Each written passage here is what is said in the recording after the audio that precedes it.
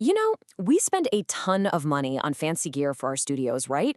But what if I told you the single biggest upgrade you can make to your sound is completely free? It's all about where you put your speakers. And trust me, it's a much bigger deal than you think.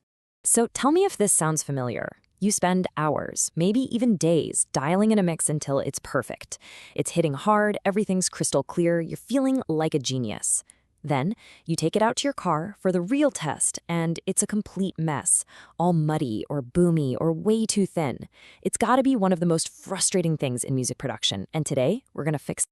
So here's the game plan. We're gonna start by uncovering how your room is secretly sabotaging your sound. Then, we'll cover the single, easiest way to fight back. We'll even get into a little bit of the science so you know why it works. And then, I'm going to give you the magic number for killer placement. And finally, we'll talk about how to really fine-tune the whole setup. All right, let's just get one thing straight right from the jump. Where you put your monitors and where you put your chair is just as crucial and maybe even more crucial than the brand of speakers you bought. Seriously, your room is an instrument, and right now it might be playing completely out of tune with your music. Okay, here it is. Your first and maybe your most important takeaway. Before you pull out a tape measure, before you get into any of the nerdy details, you have to get your basic orientation right. It's this simple. Your speakers need to be firing down the longest wall of your room. Think about it. Bass waves are the biggest troublemakers. They're long, they're powerful. Giving them the longest possible path to travel before they bounce off a wall and come back to mess up your sound is a huge, huge win. It's a quick fix that makes a massive difference. So now we know what to do, but why does that actually work? To really become a master of your domain, you gotta understand a little bit of the science behind it all. But don't worry, I'll keep it simple, I promise. No quizzes. Okay, so every room has what's called a frequency response.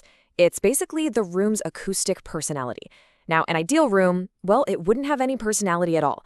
It'd be perfectly neutral. It wouldn't add bass or cut the highs. It would just give you the honest truth from your speakers. And that's the goal, getting our rooms as close to neutral as possible. And this leads us to the villain of our story, standing waves. These are nasty low-frequency sound waves that literally get trapped between two parallel walls, just bouncing back and forth. They create these invisible peaks and valleys of sound all over your room, and they completely distort what you're trying to hear. Now here's the wild part. These standing waves are super predictable. If you're sitting right smack in the middle of your room at that 50% mark, a specific bass frequency gets this huge, unnatural boost. It sounds crazy, loud, and boomy. So what do? You turn the bass down in your mix, and then your track sounds thin and wimpy everywhere else. Oh, but it gets even weirder. At the quarter points of the room, that's the 25 and 75% marks, that same exact bass frequency does the opposite. It completely disappears. It creates a null, a total dead zone. So if you're sitting there, you can't hear the bass, and you crank it way up in your mix. And now, everywhere else, your track is a boomy, muddy mess. Sound familiar? And you can even calculate the exact problem frequency for your room. It's just simple physics.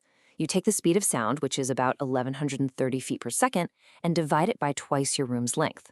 So if you have a 12-foot-long room, you divide 1,130 by 24. That gives you about 47 hertz. That's the note that's going crazy in the middle and disappearing at the quarter point.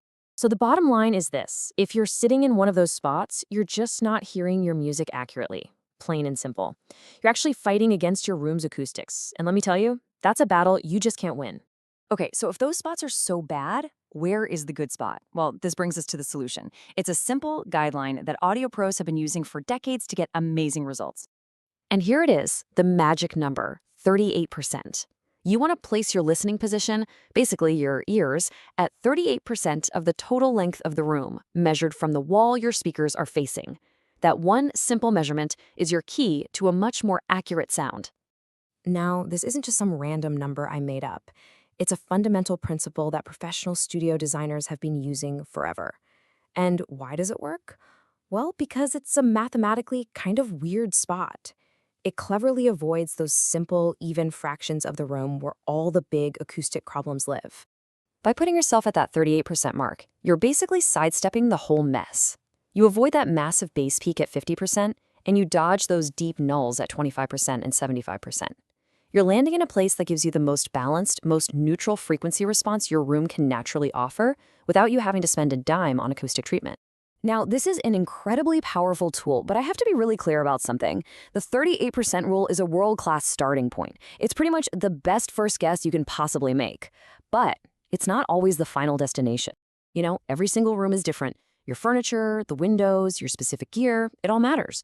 So start at 38% and then use your ears. Try moving your chair forward a couple inches, then back. Nudge your speakers a little to the left or right. Little, tiny adjustments can make a huge difference. In the end, your ears are always the final judge. And please, don't get discouraged if it's not perfect in 5 minutes. Seriously. Even the top pros, with all their crazy expensive equipment and knowledge, can spend a full week just dialing in the perfect speaker placement in a new studio. It's a process, it takes patience and experimentation, so give yourself the time to get it right. So I'll just leave you with this thought to chew on. We always think of our guitars, our synths, our microphones. Those are our instruments. But maybe, just maybe, the room you make music in is the most important instrument you'll ever own. Because if you can't hear accurately, you can't create beautifully. Take the time to tune your room, and your music will absolutely thank you for it.